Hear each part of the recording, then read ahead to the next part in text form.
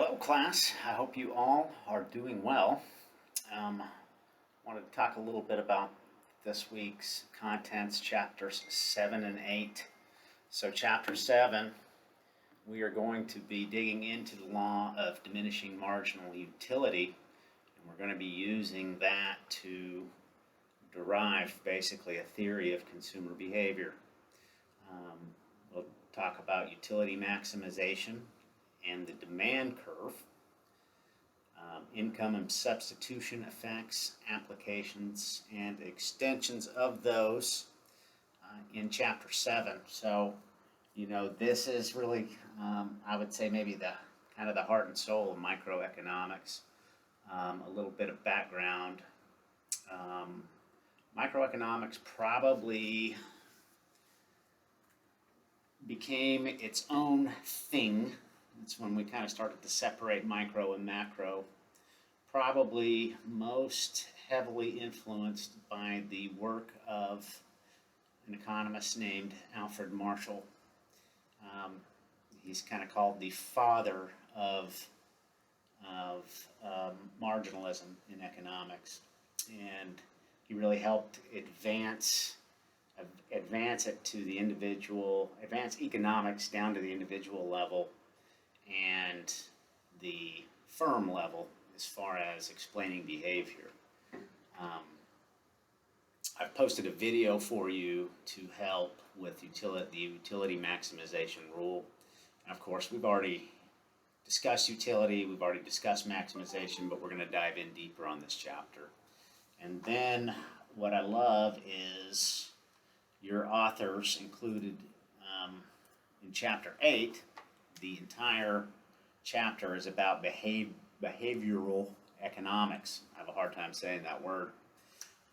When I was in your shoes and as an undergraduate student, roughly, we would say 2004 through 2008, the textbooks did not have anything on behavioral economics. Behavioral economics is become it is probably the most recent body of work that has entered economic study, and it's become more influential.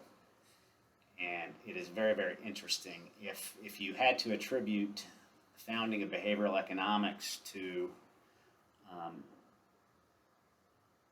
any individuals, or a pair of individuals in this case, it would be Daniel Kahneman and Amos Tversky, who were actually not economists.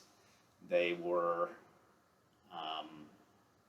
psychologists. They were statistical based. They were quantitative psychologists, heavily involved in taking quantitative research, statistics, and applying that to testing of psychology in human beings. And behavioral economics, oftentimes it's viewed as being a contrary view to neoclassical economics, which you would attribute to Adam Smith on down. But increasingly, it's become clear that behavioral economics does not necessarily cancel your classic economic theory, most heavily embodied in neoclassical economics, but it's actually helped to improve the models, right? Because we've always seen deviations from the models in human behavior in some areas. For instance, we have a phenomenon called a backward bending labor supply curve, right? Which defies what we know about the supply schedule that we've already learned. Behavioral economics helps fill in those gaps when the models seem to deviate, because generally your supply and demand models empirically test out very well most of the time, but we do see some deviations, and typically this is where behavioral economics comes in. And I hope that you enjoy that chapter. Let me see if there's anything else that I want to tell you right now.